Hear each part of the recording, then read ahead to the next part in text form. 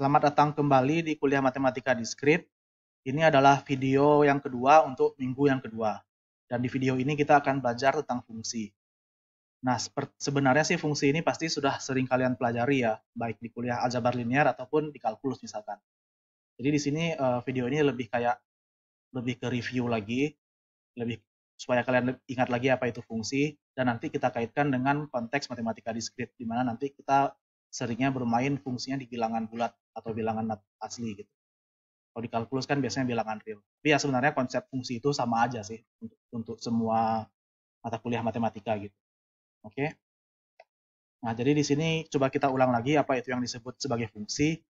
Jadi suatu fungsi atau suatu map itu sebenarnya adalah suatu objek matematika eh, dari himpunan A ke himpunan B. Nah, notasinya adalah F,2 dari A ke B seperti ini ya. Jadi ada panah dari A ke B.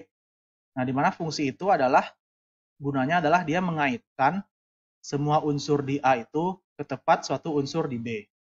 Nah, artinya unique element ini apa nanti? Sekarang coba kita lihat apa arti unique element ini di contohnya ya. Jadi misalkan kita punya fungsi f dari x ke y ya. Jadi ini fungsinya ya nggak ada itu sebenarnya. Jadi ini fungsinya dari fungsi f dari x ke y. Nah, di sini gambar yang pertama ini adalah contoh fungsi. Kenapa? Karena setiap unsur di x dipetakan ke unsur di y. Nah, di gambar yang kedua, jadi misalkan saya tulis di sini, misalkan ini adalah misalkan namanya g ya. Namanya ini g dari x ke y juga misalkan ya.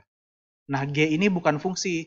Kenapa dia bukan fungsi? Karena unsur 5 ini dipetakan ke 4 unsur yang berbeda gitu di y. Makanya ini bukan fungsi.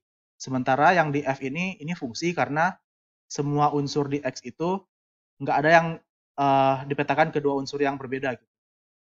Jadi misalkan yang titik ini gitu, dia kan hanya dipetakan ke satu unsur aja.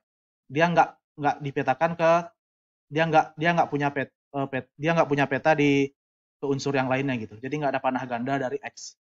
Oke. Tapi kalau ada panah ganda ke y itu nggak apa-apa gitu. Jadi di sini kan ada panah ganda ya ke y. Itu nggak apa-apa. Asalkan panah gandanya nggak dari x gitu. Nggak dari daerah asal fungsinya gitu. Kalau panah gandanya mengarah ke himpunan tujuannya itu nggak apa-apa. Oke, jadi ini nggak apa-apa ya. Tapi kalau seperti ini nggak boleh. Oke. Nah, ini adalah salah satu alasan kenapa G bukan fungsi ya. Tapi yang G ini ada dua alasan kenapa dia nggak fungsi. Jadi alasan pertamanya karena 5 punya panah ganda. Terus alasan berikutnya adalah ada unsur di X yang tidak punya panah gitu. Jadi kayak ini 34 dia nggak punya panah. Nah, kalau dia nggak punya panah, makanya itu adalah alasan kedua kenapa G itu bukan fungsi. Gimana kalau misalkan ini 5-nya tetap ada panah ganda, tapi 3-nya ada panah kedua misalkan, terus 4-nya misalkan ada panah keempat. Ini bukan fungsi tetap, karena ada panah ganda.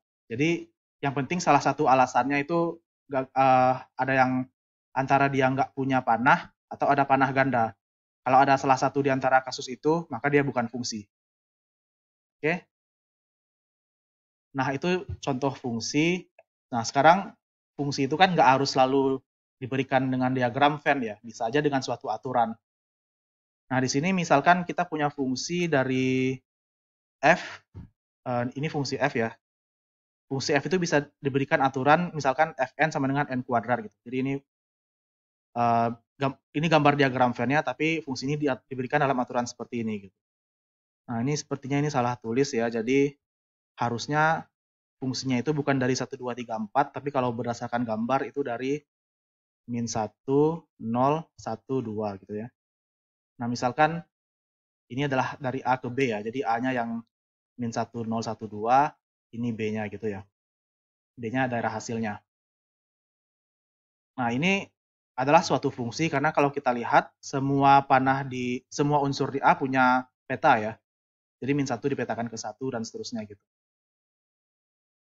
Nah, panah ganda menuju 1 nggak masalah, tapi yang penting dia nggak ada panah ganda yang keluar dari A gitu. Jadi kayak min 1, dia hanya min 1 itu hanya ke 1 gitu, nggak ke 3 gitu kan. Nggak ada ke tempat yang lain. Jadi ini nggak apa-apa. Kalau di sini kosong juga nggak apa-apa gitu. Oke. Yang penting di A-nya selalu ada, yang A-nya punya peta semua. Kalau yang di B ini ada yang kosong nggak masalah. Oke. Nah, ini contoh fungsi. Ini fungsi f misalkan. Terus misalkan juga ini kan fungsinya masih dari himpunan hingga ya. Maksudnya anggotanya bisa terbatas, anggotanya terbatas ya. Bisa juga fungsi itu misalkan dari bilangan natural ke bilangan real gitu. Misalkan contohnya fn sama dengan akar n. Ini contoh fungsi ya. Nah, ini kalau kita lihat, ya ini fungsi. Dan di sini kalau kita lihat F100 itu, kalau kita hitung kan jadinya 10 ya. Oke, nggak ada masalah. Karena 10 ini bilangan real ya. Dan 100 ini bilangan asli, nggak masalah. Nah, sekarang kalau F2, 2 yang di sini itu kan bilangan asli kan. Nah, jadi dia masih bisa kita hitung gitu. Karena 2 bilangan asli. Dia masih anggota bilangan asalnya gitu. Anggota himpunan asalnya. Jadi kita bisa hitung F2. F2 hasilnya akar 2. Akar 2 juga ini adalah bilangan real kan. Jadi hasilnya pun masih terdefinisi gitu. Jadi karena hasilnya masih bilangan real. Oke. Tapi bagaimana kalau misalkan F setengah? Nah, di sini hati-hati, setengah itu bukan bilangan asli. Oke. Setengah itu bilangan rasional atau bilangan real ya. Bilangan rasional lah. Setengah itu, tapi dia bukan bilangan asli. Makanya di sini F setengah nggak bisa kita hitung. Kenapa nggak bisa kita hitung? Karena daerah asalnya harus bilangan asli gitu. Oke. Tapi kalau misalkan aturannya kita ubah, ini bukan dari bilangan asli, tapi dari bilangan real misalkan. F setengah bisa dihitung nggak? Ya bisa. Ini jadinya F setengah jadi akar setengah. Gitu. Karena daerahnya sekarang terdefinisi untuk setengah. Oke. Jadi itu ya contoh-contoh fungsi. Nah, berikutnya istilah-istilah yang sering yang penting kita ketahui untuk fungsi ya. Jadi misalkan di sini kita punya f dari A ke B itu suatu fungsi. Nah, A ini kita sebut sebagai domain. Oke, simbolnya adalah domain f. Jadi domain dari f ya. B ini kita sebut sebagai kodomain dari f. Oke, kodomain dari f. Simbolnya adalah kodomain, kod f gitu sama dengan B. Oke. Nah, sekarang ada yang disebut sebagai image. Image dari X untuk fungsi dari image X dari fungsi F gitu ya. X itu apa? X itu adalah subhimpunan dari A gitu. Jadi misalkan kalau kita gambarkan, kalau misalkan kita punya fungsi A, himpunan A, sorry, himpunan A, himpunan B, ini kita punya fungsi F ya. Nah, misalkan kita punya subhimpunan X, ini X di A ya. Kan kita bisa memetakan X terhadap F ya. Jadi kalau kita petakan unsur di X ini, dia pasti punya hasil peta di B kan, terhadap F gitu ya. Nah, kalau semua unsur di X ini kita petakan terhadap B, hasilnya kan ya nggak harus semua B ini kan nggak harus semuanya. Bisa jadi hasilnya itu adalah cuman sebagian, cuman subhimpunan dari B aja gitu. Nah, subhimpunan dari B ini yang merupakan hasil peta dari himpunan X ini, itu yang disebut sebagai image X atas F gitu. Image X dari fungsi F gitu. Oke. Nah, simbolnya adalah untuk image X ini adalah fx, di mana X itu ya subhimpunan dari A tadi. Oke, di mana ya fx itu adalah himpunan semua FA, di mana A-nya itu adalah himpunan di sini. Apa unsur-unsur di sini. Jadi A ini unsur di sini ya. Oke. Nah, itu image. Nah, sekarang kan kalau untuk fungsi kita kan nggak cuman memetakan subhimpunannya aja kan. Kita bisa yang sebenarnya yang dipetakan kan semua unsur di himpunan ini gitu. Oke. Nah, sekarang kalau semua unsur di himpunan A ini misalkan kita petakan, hasil petanya pun nggak harus semua B gitu.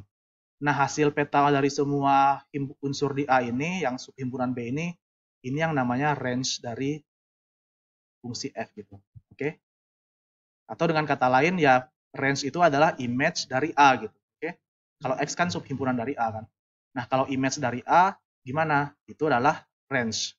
Oke. Nah, simbolnya adalah kita pakai Rn range dari F gini gitu. Atau ini sebenarnya didefinisikan sebagai image dari A. Yang mana dia adalah himpunan FA di B, ini juga FA di B ya. yang ini FA di B ya. Di mana A-nya anggota A. Bedanya kalau di sini kan, kalau image X kan A-nya anggota X. Ini A-nya adalah semua dari domainnya. Nah, jadi itu perbedaan istilah-istilahnya ya. Nah, sekarang biar lebih jelas, coba kita lihat contoh. Nah, jadi ini tadi fungsi F yang tadi ya. Nah, kalau kita lihat di fungsi ini fungsi F misalkan. Kalau kita lihat di fungsi ini, domainnya ya semua A. Jadi domainnya adalah himpunan min 1, 0, 1, 2. Jadi ini A-nya ya. Nah, kalau kita lihat lagi kodomainnya, ya semua B-nya gitu. Oke? Nah, semua B itu berarti himpunan dari 0, 1, sampai 4. Ya kan? Jadi ini kodomainnya adalah B. Oke? Nah, sekarang kalau image dari subhimpunan min 1, 0 gimana? Jadi misalkan ini ada subhimpunan nih, yang isinya min 1 dan 0. Ini subhimpunan X itu. Nah, X ini kan dipetakan, kalau min 1 dipetakan ke 1. Kalau 0 dipetakan ke 0 kan.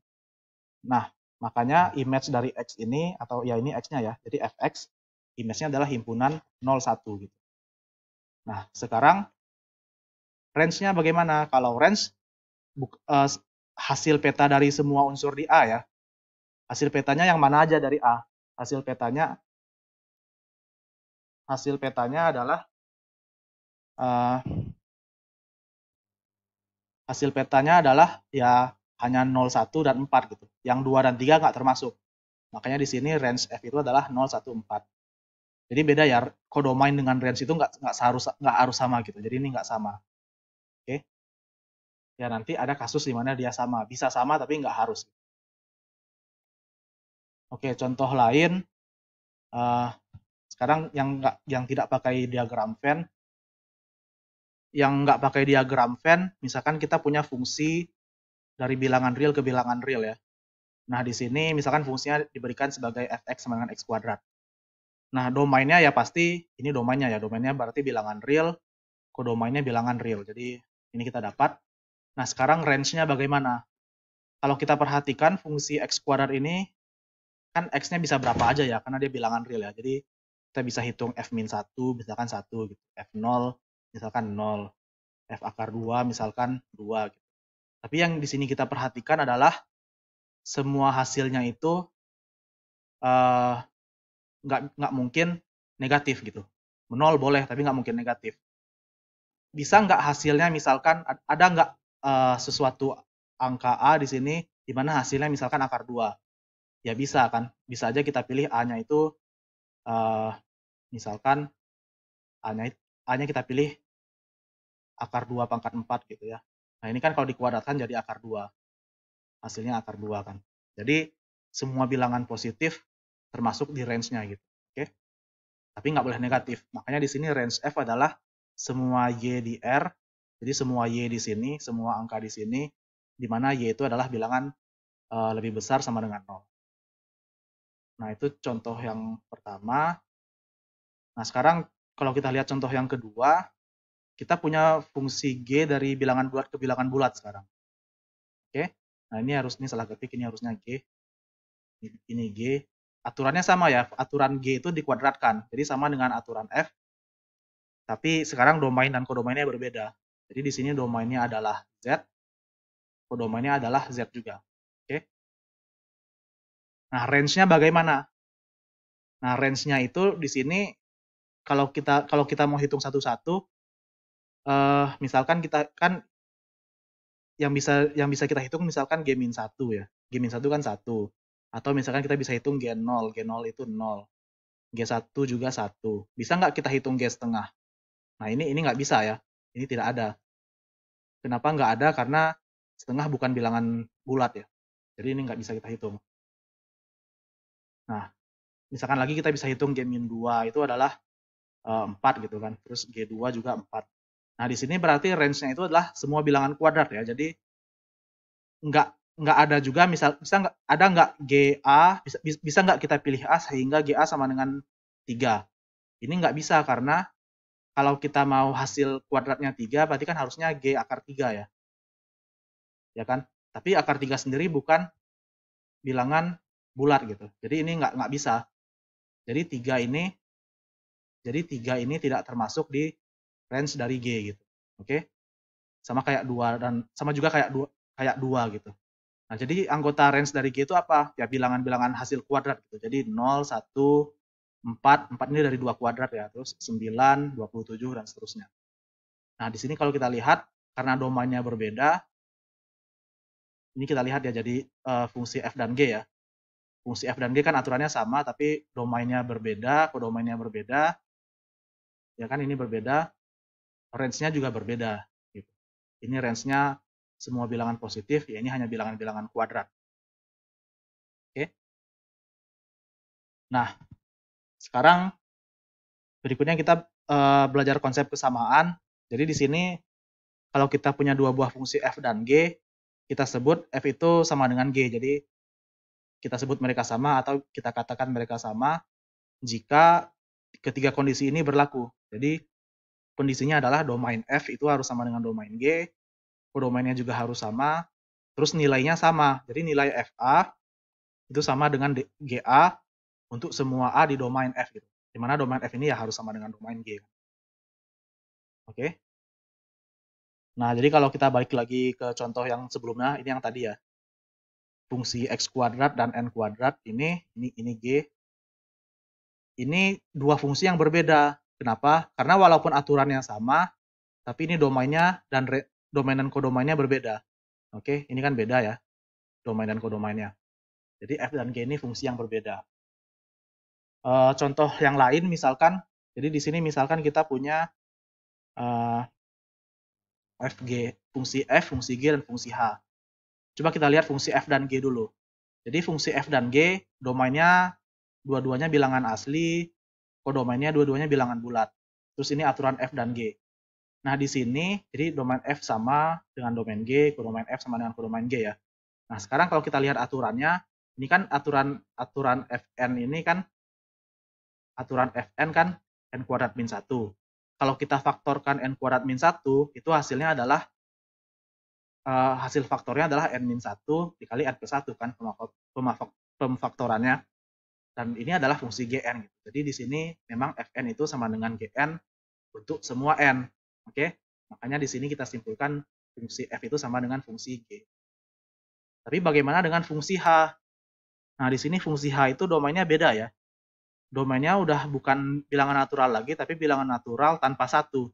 Jadi ini adalah himpunan yang isinya adalah 0, 2, 3, 4, 5, dan seterusnya. Jadi satunya nggak ada. Tapi aturannya sebenarnya gimana? Aturan H itu adalah n-1 kuadrat dikali n plus 1 dibagi n-1. Nah, ini sebenarnya kalau kita hitung ini kan bisa dibagi ya. Karena n-nya nggak boleh 1 kan. Karena n-nya nggak 1 berarti yang penyebut ini nggak mungkin 0 kan. Jadi ini bisa kita bagi, bisa kita coret. Jadi aturannya sebenarnya H itu sama dengan G kan. HN sama dengan GN aturannya. Tapi di sini domainnya beda. Domainnya ini, domain H itu beda dengan domain F gitu. Jadi ini domain F kan, dan domain G juga gitu. Nah, karena domainnya berbeda maka ya fungsi F itu tidak sama dengan fungsi H gitu. Ya, dan juga fungsi H itu yang nggak sama juga dengan fungsi G gitu. Nah, itu contohnya. Nah, sekarang berikutnya konsep lainnya tentang fungsi yang perlu kita perhatikan adalah tentang fungsi satu-satu dan fungsi pada. Jadi ini fungsi satu-satu, ini bahasa Indonesianya pada ya. Istilah lainnya satu-satu itu adalah injektif. Kalau pada itu istilah lainnya adalah surjektif. Nah, fungsi yang disebut sebagai fungsi satu-satu itu fungsi yang bagaimana? Nah, syaratnya adalah kalau untuk semua unsur di A, kalau misalkan hasil petanya sama, jadi ini kalau FA1 sama dengan FA2, dia mengakibatkan A1 sama dengan A2. Jadi ini syarat dari fungsi satu-satu. Atau dengan kata lain, bisa juga kita artikan berbeda. Jadi definisi ini bisa kita artikan sebagai berikut. Kalau misalkan A1 itu nggak sama dengan A2, itu mengakibatkan FA1 nggak sama dengan FA2 gitu. Itu bahasa yang sama ya, jadi kayak cuma menggunakan kontraposisi ke jika maka kita. Oke? Nah, itu fungsi satu-satu. Nah, kalau fungsi pada maksudnya seperti apa? Di sini fungsi itu kita sebut sebagai fungsi pada atau surjektif. fungsinya dari FA ke B ya. Jika untuk semua unsur di B, jadi semua unsur di sini ya, semua unsur di kodomainnya, terdapat suatu unsur di domain, jadi suatu unsur unsur A kecil di domainnya, di domain F, sehingga B yang ini dapat kita tuliskan sebagai fungsi dari A. Gitu. Jadi B sama dengan FA. Tapi di sini kan kalau kita perhatikan kan semua B ya, semua B kecil anggota B. Artinya apa? Artinya kalau misalkan di sini ada 3 unsur, tiga-tiganya ini punya prapeta gitu. Punya tiga-tiganya ini punya ya ada unsur di A, di B, ada unsur di A dan ada unsur di A yang punya peta ke semua unsur di B gitu. Artinya ya definisi ini artinya adalah range dari F itu sebenarnya sama dengan kodomain dari F dan sama dengan B. Nah, itu yang disebut sebagai fungsi pada. Nah, istilah yang terakhir, fungsi F itu kita sebut sebagai fungsi bijektif kalau F itu pada dan satu-satu. Jadi berlaku dua-duanya. Oke, sekarang coba kita lihat aja contohnya. Jadi di sini ada 4 buah fungsi. Ya ini ilustrasi aja ya. Jadi misalkan ini di gambar yang pertama ini ya. Nah, ini kalau kita lihat dia fungsi yang satu-satu. Kenapa dia satu-satu? Karena nggak ada dua unsur yang berbeda. Jadi nggak ada dua unsur yang berbeda yang hasil petanya ke satu unsur gitu. Jadi ini satu-satu. Jadi nggak ada yang kayak gini gitu. Ini kan dua unsur yang berbeda dipetakan ke satu unsur yang sama gitu kan. Nah, jadi nggak ada yang seperti ini. Jadi kalau yang fungsi yang bawah ini bukan satu-satu. Nah, balik lagi ke fungsi yang di atas, ini bukan fungsi pada. Kenapa bukan fungsi pada? Karena unsur C di kodomain Y ini, di kodomain fungsi F ini, di kodomain fungsi ini nggak punya prapeta. Jadi nggak ada unsur di X yang dipetakan ke C gitu. Ya kan? Jadi kan kalau misalnya di sini ada 4 dipetakan ke C, ini jadi pada. Karena semua unsur di sini punya prapeta kan. Tapi ini kan nggak ada. Ini kan ya kosong sendiri ya. Jadi misalnya misah sendiri ya. Nah, jadinya ini bukan pada gitu. Ini bukan padanya bukan nggak pada. Tapi kalau kita lihat lagi gambar di bawah, ini fungsi pada. Kenapa? Karena semua unsur di Y kan hanya ada 3 unsur. Semuanya punya prapeta. Semuanya ada unsur di X yang uh, dipetakan ke semua unsur di sini. Jadi ini fungsi pada. Oke. Ya. Nah, sekarang kalau kita lihat lagi contoh yang gambar yang di sini, dua gambar ini satu-satu udah jelas ya. Jadi karena nggak ada yang unsur yang berbeda tidak dipetakan ke unsur yang sama. Jadi nggak ada yang kayak gini ya. Dan ini juga pada ya. Jadi satu-satunya iya, padanya juga iya. Karena ya nggak ada unsur yang tidak punya prapeta gitu. Nah, artinya ini fungsi yang bijektif. Oke. Nah, kalau fungsi yang ini, kalau kita lihat ini nggak satu-satu ya, karena 3 dan 4 hasil petanya sama. Jadi satu-satunya enggak. Terus kalau kita lihat lagi, A ini nggak punya prapeta. Jadi padanya pun enggak. Ya, jadi ada 4 jenis ya. Jadi fungsi itu bisa satu-satu, tapi enggak pada, bisa bukan satu-satu tapi pada, bisa juga dua-duanya, dan bisa juga bukan dua-duanya. Oke? Nah, itu kan kalau ini kan kalau fungsinya diberikan dalam diagram Venn ya. Kalau misalkan diberikan dengan aturan aja gimana? Ya berarti kita harus cek satu-satu atau satu-satu dan padanya harus kita cek gitu. Nah, misalkan contoh yang pertama kita punya fungsi dari bilangan asli ke bilangan real. Diberikan sebagai akarnya. Nah, ini satu-satu karena nggak ada dua unsur yang berbeda yang dipetakan ke yang sama, ke hasil peta yang sama. Jadi kalau misalkan kita punya N1 itu berbeda dengan N2, ya pasti Fn1 itu nggak sama dengan Fn2 gitu. Ya, contohnya misalkan 1 dan 2 ya. Kan ini dua angka yang berbeda kan. Kalau kita hitung F1 kan ya akar 1 sama dengan 1. Kalau kita hitung F2 dia akar 2 dan ini nggak sama gitu kan. Makanya dia satu-satu gitu. Tapi dia bukan pada. Oke. Jadi ini satu-satunya iya, tapi dia nggak pada. Kenapa? Karena nggak ada bilangan, tidak ada suatu bilangan di sini, tidak ada suatu bilangan di bilangan asli yang hasil petanya adalah -1 gitu. Ini kan nggak ada kan? Karena akar selalu positif ya. Jadi ini ya nggak ada, karena kalau misalkan akar n sama dengan -1, ya n-nya nggak ada gitu. Jadinya ya dia tidak pada gitu. Oke?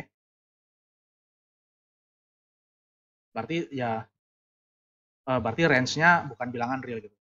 Gitu aja. Nah, contoh berikutnya, misalkan kita punya fungsi konstan. Ini namanya fungsi konstan. Fungsinya itu dari bilangan asli ke 1 gitu. Ke himpunan 1. Ke himpunan yang isinya hanya ada satu unsur, yaitu 1. Aturannya ya berarti Fn sama dengan 1. Nah, kalau kita mau bikin gambarnya, ini semua bilangan natural misalkan ya.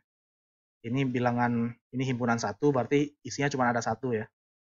Semuanya itu kan dipetakan ke sini gitu. Kira-kira kalau pakai diagram Venn seperti itu gambarnya. Oke. Nah, ini fungsi pada ya, karena ya kodomain ini kan kodomainnya dan sekaligus range-nya juga gitu. Makanya dia fungsi pada. Tapi dia bukan satu-satu. Dia nggak satu-satu karena kalau kita lihat ya F0 itu kan pasti 1. Aturannya kan seperti itu. F1 juga 1. Berarti ya hasilnya sama kan.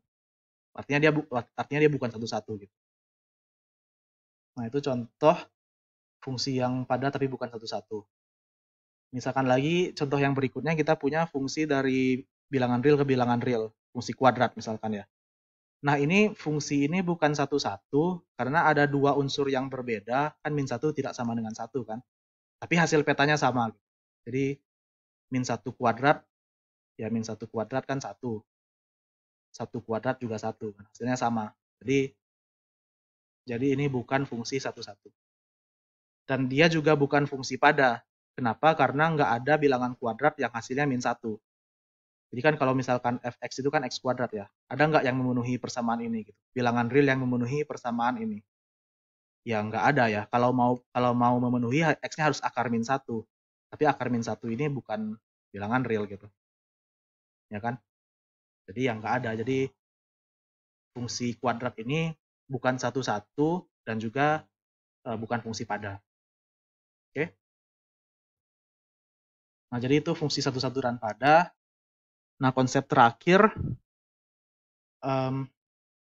ada yang dinamakan sebagai fungsi komposisi. Jadi definisinya seperti ini ya. Jadi misalkan kita punya dua buah fungsi.